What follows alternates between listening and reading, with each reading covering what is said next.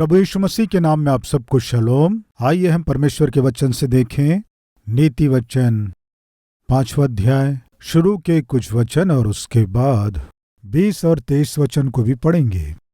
हे मेरे पुत्र, मेरी बुद्धि की बातों पर ध्यान दे, मेरी समझ की ओर कान लगा, जिससे तेरा विवेक सुरक्षित रहे और तू ज्ञान के वचनों को थामे रहे। क्योंकि पराई स्त्री के ओंठों से मधु टपकता है और उसकी बातें तेल से भी अधिक चिकनी होती हैं, परंतु इसका परिणाम नागदोना सा कड़वा और दो धारी तलवार सा पैना होता है। उसके पांव मृत्यु की ओर बढ़ते हैं और उसके पग अधोलोक तक पहुंचते हैं। 20 वचन से 23 तक। हे मेरे पुत्र, तू अपरिचित स्त्री पर क्यों मोहित हो और पराई को क्यों छाती से लगाए? क्योंकि मनुष्य के मार्ग यहोवा की दृष्टि से छिपे नहीं हैं और वह उसके सब मार्गों पर ध्यान करता है। दुष्ट अपने ही अधर्म के कर्मों से फंसेगा और अपने ही पाप के बंधनों में बंधा रहेगा। वह शिक्षा प्राप्त किए बिना मर जाएगा और अपनी ही मूर्खता के कारण भटकता रहेगा। प्रिय, एक पति पत्नी जवानी में मसीह को अपना उद्धारकर्ता ग्रहण करने के बाद वे एक निर्णय लिए। क्या है वो निर्णय? कहने से जिएंगे तो हम प्रभु के लिए ही जिएंगे, ऐसा निर्णय लिए। प्रिय, निर्णय लेना एक बात है और निर्णय लेने के अनुसार जीना और बात है। वे दोनों पति पत्नी जवानी में प्रभु को अपना जीवन अर्पण किए, अपना जीवन संपूर्ण रूप से प्रभु को दिए। दोनों मिलकर अद्भुत रूप से सेवा करना प्रारंभ किए। वे जो सेवा कर रहे थे धीरे धीरे उन्नति किया और आशीषित हुआ। जब धीरे धीरे बढ़ता गया, आशीषित होता गया, तब वे एक निर्णय लिए। वो क्या है कि यीशु मसीह का सुसमाचार केवल हम जिस प्रांत में जाते हैं वही सुसमाचार सुनाना नहीं है। जिन प्रांतों में हम नहीं जा पाते हैं उन प्रांतों में भी यीशु मसीह के सुसमाचार को पहुंचाना है। इस उद्देश्य से वे एक टीवी चैनल प्रारंभ करना है, इस तरह प्रार्थना की है। एक टीवी चैनल प्रारंभ करना है तो वो इतना आसान नहीं है, वो बहुत खर्चीला होता है। इस तरह वे विश्वास के साथ प्रभु पर निर्भर होकर जवानी में ही प्रभु की सहायता लेकर ये दंपत्ति टीवी चैनल प्रारंभ किए। टीवी चैनल प्रारंभ करने के बाद धीरे धीरे वो टीवी चैनल बहुत ही उन्नति किया। उन दोनों पति पत्नी को मैं भी देखा करता था। टीवी चैनल में उन्हें देखकर मैं भी बहुत खुश होता था, क्योंकि एक जवान दंपत्ति एक टीवी चैनल को प्रारंभ करना, और उतना ही नहीं, वो केवल एक देश में ही नहीं, बहुत से देशों में बहुत कम समय में वो फैलता गया। बहुत से देशों तक सुसमाचार पहुंचाने में चैनल उपयोगी हुआ। संसार में 3 प्रमुख मसीही चैनल हैं। एक है डे स्टार। उस डे स्टार चैनल में मैंने भी इंटरव्यू दिया, आपने देखा होगा। दूसरा TBN, Trinity broadcasting network, TBN। तीसरा है गॉड चैनल। कौन सा चैनल? God channel. ये तीनों सारे संसार में बहुत ही प्रसिद्ध क्रिश्चियन टेलीविजन चैनल्स हैं। डे स्टार वाले मेरा इंटरव्यू लिए, TBN वाले भी मेरा इंटरव्यू लिए। NRB में जब मैं वचन की सेवकाई के लिए गया था, गॉड चैनल का जो प्रेसिडेंट है वे आकर मुझसे बोले, हमारे चैनल में आपको प्रचार करना, इस तरह बोले। फलस्वरूप मैं गॉड चैनल में बहुत समय तक वचन की सेवकाई किया। पूरे एशिया भर में प्रसारित होने वाला गॉड चैनल में मैं वचन की सेवकाई किया। प्रियो, ये जवान दंपत्ति परमेश्वर पर निर्भर होकर पूरे संसार में सुसमाचार को फैलाना है। वे निर्णय लेने के बाद जब वे बहुत अच्छी रीति से उपयोग हो रहे थे, तब मुझे एक बुरी खबर मिली। वो मुझे बहुत ही दुख पहुंचाया और बहुत ही आश्चर्यचकित किया, क्योंकि वे जो सेवा कर रहे थे करोड़ों को प्रभावित कर रही थी। करोड़ों लोगों तक सुसमाचार पहुंच रहा था। जवानी में ही प्रभु का जुआ वे उठाए। बहुत ही कम समय में ही दुनिया के चारों ओर सुसमाचार पहुंचाने वाले चैनल के रूप में परमेश्वर आशीष दिया। ये अद्भुत है। मुझे समाचार मिला कि उन दंपति में पति एक दिन उस चैनल को छोड़ दिया। दोनों मिलकर चैनल प्रारंभ किए थे। पति पत्नी दोनों मिलकर सेवा को प्रारंभ किए, सेवाकाई को प्रारंभ किए, गॉड चैनल टीवी चैनल को प्रारंभ किए। लेकिन अचानक मुझे क्या समाचार मिला कि गॉड चैनल को प्रारंभ करने वाला ये व्यक्ति गॉड चैनल को छोड़ दिया। गॉड चैनल को छोड़ दिया, उतना ही नहीं, अपनी पत्नी को भी छोड़ दिया। आखिर हुआ क्या था? क्यों उतने अद्भुत सेवाकाई को उसने छोड़ा? परमेश्वर ने जीवन भर साथ रहने के लिए जिस जीवन साथी को दिया, अपने जीवन साथी को, अपने लाइफ पार्टनर को वो छोड़ दिया। गॉड चैनल को छोड़ दिया, पत्नी को भी छोड़ दिया, उतना ही नहीं, अपने बच्चों को भी छोड़ दिया, छोड़कर चले गया। इस तरह क्यों हुआ, ये सोचकर मेरे पहचान के लोगों से जब मैं पूछा, क्या पता चला जानते हैं? उस गॉड चैनल को और भी बहुत से प्रांतों तक पहुंचाना है। इस काम से वे लगातार यात्राएं करते थे। इस तरह यात्रा करते समय में एक स्थान में एक लड़की से उनका परिचय हुआ। वो परिचय आगे जाकर प्यार में बदल गया, अनैतिक संबंध बन गया और उसके बाद वे दोनों मिलकर पाप में डूब गए। प्रियो, उसने ये भी नहीं सोचा कि मेरे पीछे पूरे संसार तक सुसमाचार पहुंचाने वाला चैनल है। पूरे संसार में सुसमाचार पहुंचाना मुख्य है या इस लड़की के साथ पाप करना मुख्य है? पत्नी और बच्चों के साथ जीना और उस पारिवारिक संबंध को आगे बढ़ाना आवश्यक है या अनैतिक संबंध को आगे बढ़ाना आवश्यक है? वो इस बहुमूल्य संबंध को तोड़कर मूल्य रहित पापमय संबंध को बनाकर परमेश्वर की सेवा से ही निकल गया। प्रियो, अपनी प्रिय पत्नी, अपनी जीवन साथी को छोड़ दिया, अपने बच्चों को भी छोड़ दिया, दूर हो गया। कारण क्या है?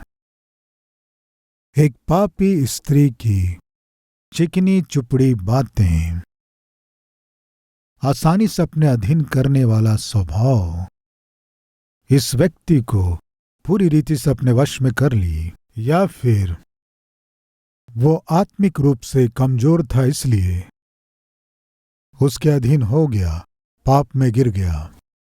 प्रिय भाइयों और बहनों, हमारे जीवन में आज हम कितने आत्मिक दिखाई दे रहे हों या ऊपर से कितने मजबूत दिखाई दे रहे हों या एक अच्छे पति और पत्नी के रूप में दिखाई दे रहे हों या जवानी में उद्धार पाकर लगन से वचन पढ़ते हुए भय भक्ति के साथ प्रभु की संगति में जाते हों और वचन से अपने जीवन को सुधार रहे हों, लेकिन फिर भी यदि आप अपने लिए सीमाएं नहीं बनाएंगे तो किसी न किसी दिन शैतान आपके आत्मिक जीवन को नाश कर देगा, आपको पाप में गिरा देगा।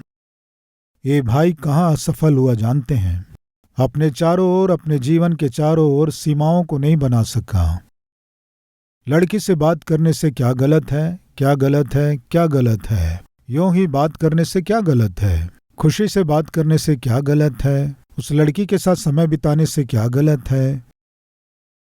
ये सोचकर यूं ही उससे बात करना, खुशी से बात करना, उसके साथ समय बिताना, वो उसे कहाँ तक ले गया कहने से परमेश्वर ने जो अद्भुत सेवा उसे दिया, उस सेवा को ही उसने अपने हाथों से नाश कर दिया। परमेश्वर ने जो अद्भुत जीवन साथी उसे दिया था, उसे उसने छोड़ दिया। परमेश्वर ने उसे जो तोहफे के रूप में बच्चों को दिया, उन्हें भी छोड़कर उस लड़की के पीछे पड़ गया और वो पाप उसे परमेश्वर से दूर कर दिया। इन बातों को मैं जब सुना मुझे बहुत दुख हुआ और साथ ही साथ ये एक चेतावनी थी। क्या है बताइए? चेतावनी। आज इस विषय को सुनने वाले प्रिय भाई और बहनों, कृपया सुनिए। हमारे जीवन में कभी भी जब हम आत्मिक जीवन जीते हैं तब नाटक के लिए स्थान ना दें, आत्मिक होने का नाटक ना करें, सच्चे जीवन को जीने की कोशिश करें, भक्त होने का नाटक ना करें, हम प्रार्थना करने वाले हैं ऐसा नाटक ना करें, हम अच्छे हैं ऐसे दिखाई देने का नाटक ना करें, अच्छे स्त्री या पुरुष होने का नाटक ना करें। जब आप नाटक करेंगे तब आप क्या करेंगे जानते हैं? चिकनी चुपड़ी बातों से लोगों को भरोसा दिलाने की कोशिश करेंगे। प्रिय, एक प्रांत में एक बड़ा वृक्ष था। वो बहुत वर्षों से था, बहुत ही पुराना वृक्ष था। वो पुराना वृक्ष बहुत से लोगों को आकर्षित करता था। उस प्रांत में जो भी जाते थे उस वृक्ष को देखा करते थे। वो वृक्ष 100 वर्षों से भी पुराना वृक्ष था। उस वृक्ष का तना बहुत ही विशाल था। वो वृक्ष बहुत ही विशाल था। वो वृक्ष 100 वर्षों से भी पुराना था, इसलिए उस प्रांत के लोग उस गांव में जब भी आने से निश्चय उस वृक्ष को देखकर जाते थे। उस वृक्ष के बारे में सभी जानते थे। लेकिन एक दिन ना तूफान चला ना आंधी चली, अचानक वो वृक्ष नीचे गिर गया, सीधे जमीन पर झुक गया। ये समाचार उस प्रांत में रहने वाले सबको मालूम चली। हम जिस वृक्ष के विषय में अचंभित होते हैं, जिसके विषय में हम आश्चर्य करते हैं, वो वृक्ष अचानक गिर गया, नीचे ढेर हो गया, गिर गया। कहने से सारे लोग सोचे कैसे वो वृक्ष गिर गया, टूट गया, असली में क्या हुआ सोचकर जब उसे देखने के लिए गए तब वे सभी बहुत ही अचंभित हुए, क्योंकि उस वृक्ष के इस तरह गिरने का कारण जब उन्हें मालूम चला वे चकित हुए। उस वृक्ष के गिरने से उस प्रांत के लोग आकर देखे और देखते ही वे सभी आश्चर्यचकित हुए।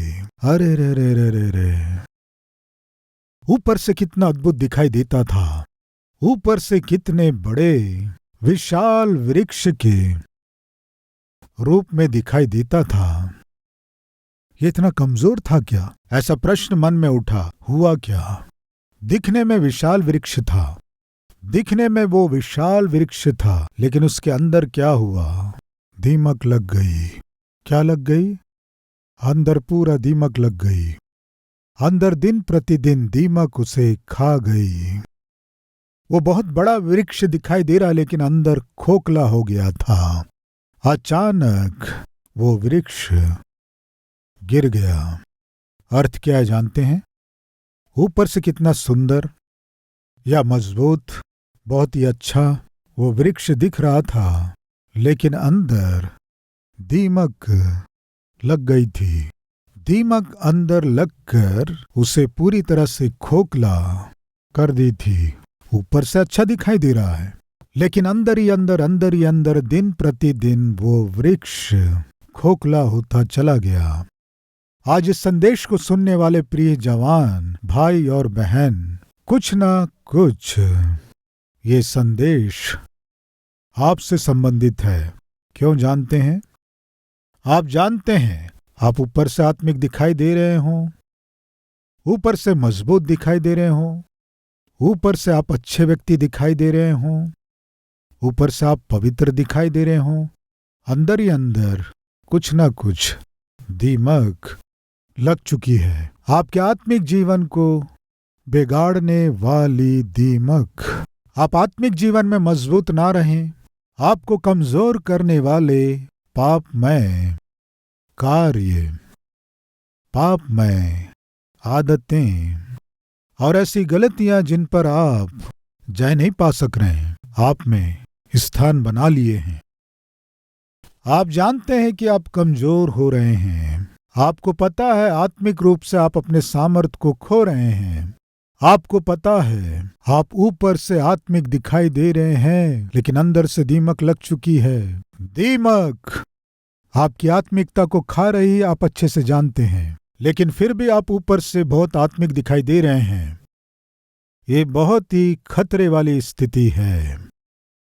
अगर आप तुरंत अपने जीवन को सुधारेंगे नहीं तो तुरंत यदि उस पाप रूपी दीमक को मारेंगे नहीं, नाश नहीं करेंगे तो प्रियो सुनिए, आप कितने महान व्यक्ति भी क्यों ना हो, कितने उत्तम स्थिति में क्यों ना हो, वो दीमक, वो जो आत्मिक जीवन को नाश करती है, वो दीमक आपको मिट्टी में मिला देगी। इस विषय को न भूलें। प्रिय, संसार का सबसे बड़ा चर्च भवन एक था। जब हम कलवरी टेम्पल का निर्माण कर रहे थे, उन दिनों संसार के सारे बड़े चर्च भवनों को देखना है सोचकर मैं इंटरनेट में जाकर गूगल में सर्च किया, संसार के सबसे बड़े चर्च भवन। इस तरह जब ढूंढ रहा था तब मेरे आंखों के सामने एक अद्भुत चर्च भवन दिखाई दिया। वो बहुत सुंदर था। जब मैं उस अद्भुत चर्च भवन को देखा, आश्चर्य होना ही नहीं, मैंने सोचा हमारा चर्च भवन भी उतना ही सुंदर बनना है। उसके बाद मुझे उस चर्च का जो प्रेसिडेंट था वो मुझे वचन की सेवकाई के लिए आह्वान किया। केवल गूगल में ही उस चर्च भवन को मैंने देखा था। जब मैं जाकर वहां देखा, जब अपनी आंखों से देखा, तो वो बहुत ही अद्भुत और सुंदर था। बहुत बड़ा भवन था, विशाल भवन था। मुझे बहुत खुशी हुई। तब मैं उस पास्टर जी को हमारे चर्च में प्रेम से आह्वान किया। बहुत ही खुशी के साथ वो पास्टर जी हमारे चर्च में आए। उनका नाम बताना मैं नहीं चाहता। वे हमारे चर्च में आए, हमारे सेवकों से वे बात किए, मेरे साथ ब्रेकफास्ट किए, मेरे साथ कार में यात्रा किए। लेकिन पता नहीं क्यों मेरा मन, जब मैं उन्हें देख रहा था, पता नहीं क्यों मेरे हृदय में बहुत ही परेशानी, एक तरह की अशांति, एक तरह की व्याकुलता स्थान बना ली। इस सेवक के साथ बैठकर जब मैं ब्रेकफास्ट कर रहा था, मेरे मन में अशांति क्यों उत्पन्न हुई। मेरे मन में एक तरह की परेशानी को मैं अनुभव किया। जब वे हमारे सीएस टीम के साथ बात कर रहे थे, वे जब बात कर रहे थे, उन सारी बातों को जब ध्यान से सुना, मेरा मन मुझसे कह रहा था, ये सेवक रास्ता भटक गया है, किसी विषय में रास्ता भटक चुका है। इस तरह बार बार मेरा मन मुझसे कह रहा था।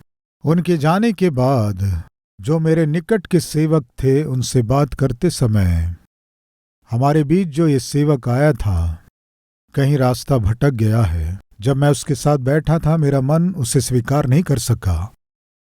जब वो बात कर रहा था तब उसकी बातों में आत्मिकता नहीं थी, किसी विषय में ये भटक गया है।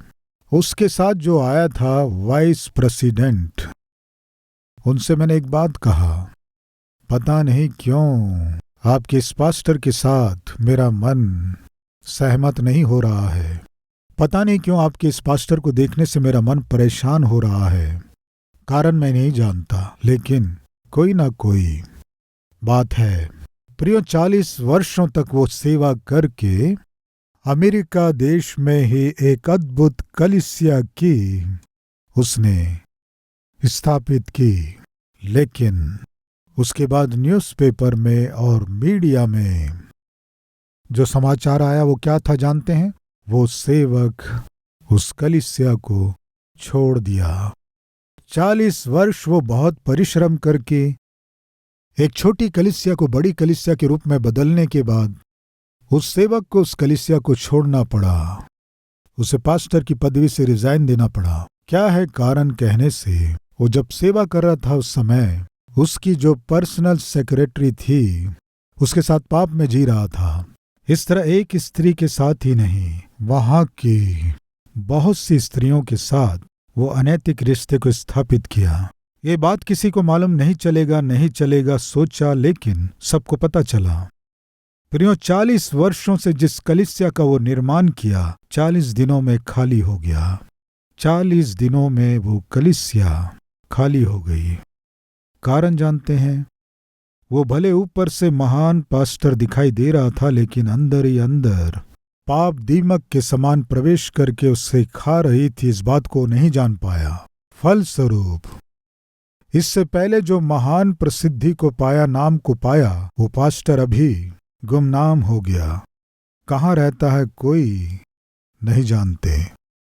प्रिय कलीसिया, मसीही समाज, ऊपर चाहे हम आत्मिक दिखाई दे रहे हों, लेकिन अंदर ही अंदर किस पाप के दीमक के द्वारा हम नाश किए जा रहे हैं, यदि हम नहीं जान पाएंगे तो किसी न किसी दिन अचानक गिर जाएंगे। आज इन बातों को सुनने वाले प्रिय भाई और बहन, मैं पूछता हूँ, बाहर से आप जितने अच्छे आत्मिक पुरुष दिखाई दे रहे हैं, उतने हैं क्या? उतने आत्मिक स्त्री हैं क्या? एक बार सोचिए। या आप बाहर से कुछ दिखाई दे रहे हैं और अंदर से आत्मिक होने का नाटक करते हुए जी रहे हैं, या भेष धर कर जी रहे हैं? क्या ये सच है? तो आइए हम अपने आप को सुधार लें। ऐसी कौन सी पाप रूपी दीमक हम में प्रवेश की है? वो आंखों की अभिलाषा हो सकती है, शरीर की अभिलाषा हो सकती है, जीविका का घमंड हो सकता है, जो आप में प्रवेश करके आपकी आत्मिकता को दिन प्रतिदिन खा रही है, आपकी पवित्रता को दिन प्रतिदिन बिगाड़ रही है, परमेश्वर के साथ की संगति को दिन प्रतिदिन बिगाड़ रही है, आपके जीवन के आनंद को, आपके जीवन के स्वास्थ्य को, आपके आत्मिकता को जो आपसे दूर कर रही है, उसे तुरंत पहचान कर उसके विषय में पश्चाताप करके उसे प्रभु के सामने कबूल करके जितनी जल्दी आप अपने आप को सुधार लो, उतना अच्छा होगा। क्योंकि देरी से अमृत भी जहर बन जाता है। सब कुछ नाश होने के बाद सोचने से क्या लाभ? शैतान आपके जीवन में चिंगारी जलाने के पहले ही कहाँ से धुआं निकल रहा है, कहाँ पाप के लिए स्थान बन गया है, किस पाप में गिरने की संभावना है, कहाँ आप फिसल रहे हैं, वहां अपने जीवन को सही नहीं करेंगे तो प्रिय भाइयों और बहनों, एक भयानक खतरा आपके जीवन में स्थान बना लेगा। प्रियो, इन नीति वचनों को किसने लिखा जानते हैं? बताइए कौन? सुलैमान। वो क्या कह रहा है? पराई स्त्री के निकट मत जाना, उसकी बातें मधु के समान मीठी होंगी। सुलैमान 3 विषय सिखा रहा है। उसकी बातें चिकनी, उसका मार्ग अधोलोक और उसका मन नाश। उसकी बातें चिकनी होती हैं, उसका मार्ग अधोलोक में ले जाता है और उसका मन आपके जीवन को नाश कर देता है। इसलिए प्रभु का दास सुलैमान कह रहा है, तुम्हारे जीवन को नाश करने वाले चिकनी चुपड़ी बातों से सावधान। प्रियो, आप देखिए, बहुत से लोग चिकनी चुपड़ी बातें करते हैं। कितना आकर्षित रहता है, लड़के हों या लड़की हों। ये केवल व्यभिचारी स्त्री के लिए नहीं है, ये स्त्री से संबंधित संदेश है, मत सोचिए। कुछ लड़के कितनी मीठी मीठी बातें करते हैं। लड़के सामान्यतः बहुत ही आसानी से लड़की के आकर्षण में क्यों पड़ जाते हैं जानते हैं? लड़की की सुंदरता के कारण आकर्षित होकर लड़के स्वयं से ही लड़की की सुंदरता से आकर्षित होते हैं, और लड़कियां लड़कों के बातों से आकर्षित हो जाते हैं।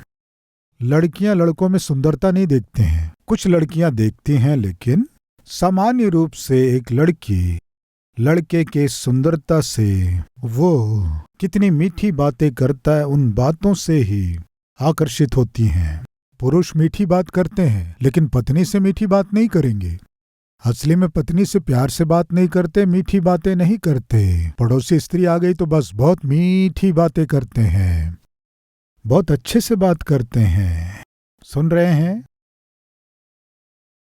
लड़के से या लड़की से मीठी बातें करना, आकर्षित रूप से बात करना। दिल में तो प्यार नहीं रहता है, लेकिन बातों से प्यार दिखाने की कोशिश करते हैं, मोहब्बत दिखाने की कोशिश करते हैं। सामने वाले को अपने बातों से आकर्षित करने में कुछ लोग बहुत निपुण होते हैं। प्रिय है क्या कोई हमारे बीच? सुलेमान कह रहा है, मीठी मीठी बात करने वाले लोग होते हैं, सावधान।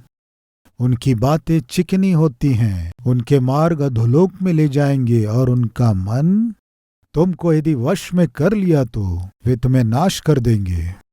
आज बहुत सी लड़कियां अपने जीवन को नाश कर लिए हैं। कैसे? किसी लड़के को अपना मन सौंप दिए हैं। आज बहुत से लड़के अपना जीवन नाश कर रहे हैं, किसी ना किसी लड़की को अपना जीवन सौंप दिए हैं। आज बहुत से परिवार बर्बाद हो रहे हैं, पति होने पर भी पत्नी होने पर भी पराई स्त्री के मोह में पड़कर, पराये पुरुष के मोह में पड़कर पति को छोड़ दे रहे हैं, पत्नी को छोड़ दे रहे हैं, बच्चों को छोड़ दे रहे हैं। अनैतिक संबंध ही सच्चा संबंध है ये सोचकर आत्मिकता और प्रेम को दूर कर रहे हैं। ऐसे लोग नहीं हैं क्या? प्रिय सुलेमान कह रहा है, मेरे प्रिय पुत्र बुद्धिमान हो जा, समझ को प्राप्त कर। तुम्हारी पत्नी है क्या? तो फिर अपनी पत्नी के साथ आनंद के साथ जी। तुम्हारा पति है क्या? तो अपने पति के साथ आनंद के साथ जी। पराई स्त्री के पास क्यों जाता है? पराये पुरुष के पास क्यों जाती है? यदि आप पराये पुरुष या पराई स्त्री के प्रति आकर्षित होंगे तो वही है, क्या है? अधोलोक जाने वाले सीढ़ियां। यदि आप उस स्त्री के घर गए तो बस, उस पुरुष के घर गए तो बस आपका जीवन नाश हो जाएगा। आज एक निर्णय लेंगे क्या? हम अधोलोक ना जाकर, नाश ना होकर, हम सच्चे आत्मिकों के समान जीना है। यदि ऐसे आप आशा कर रहे हैं तो निश्चय आपको अपने चरित्र की रक्षा करनी है। मैं अपने चरित्र की रक्षा करना चाहता हूं कहने वाले हैं तो मेरे साथ मिलकर प्रार्थना करेंगे क्या? आइए प्रार्थना करें।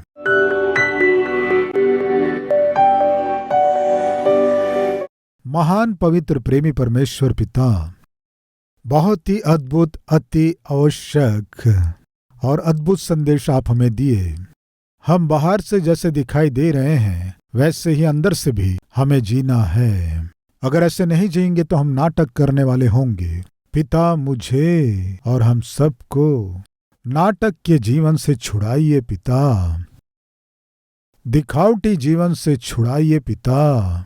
सच्ची आत्मिकता के साथ हम जी सकें, सहायता कीजिए पिता। नाटक करने वाले हर एक जन अपने आप को धोखा दे रहे हैं। हमें ऐसा जीवन नहीं चाहिए। शुद्ध और सच्चा विवेक और हृदय हम सबको दीजिए पिता। जो आपको दुख देता है, चोट पहुंचाता है, ऐसे हर एक पापों में से हमें छुड़ाइए पिता। ऊपर से आत्मिक दिखाई देते हुए अंदर ही अंदर पापमय दीमक से हम खोखले किए जाएं, अच्छी बात नहीं है, जिसके कारण हमारी आत्मा को पापमय दीमक लग चुकी है। पिता, हम पर तरस खाकर उस दीमक से हमें छुड़ाइए पिता। अंतिम सांस तक तेरे लिए जीते हुए, अपनी गवाही की रक्षा करते हुए, आपको महिमा लाने वाला जीवन हम सब जी सके, सहायता कीजिए। खतरे के रूप में दिखाई देने वाले किसी को भी पिता हमारे जीवन में हम आनंद उठाने की कोशिश ना करें, सहायता करें। यीशु के नाम से मांगते हैं पिता, आमीन। प्रिय, अब से आप अपने जीवन से प्रभु को दिखा सके, ऐसे आत्मिक व्यक्ति के रूप में आप बढ़ सकें, मन से चाहता हूं। इस संदेश के द्वारा आपने आशीष पाया है तो लाइक कीजिए और बहुतों को शेयर कीजिए, और उतना ही नहीं, एक कमेंट कीजिए, उसे मैं पढ़ूंगा, प्रभु की महिमा करूंगा। फिर मिलेंगे, तब तक के लिए शलोम।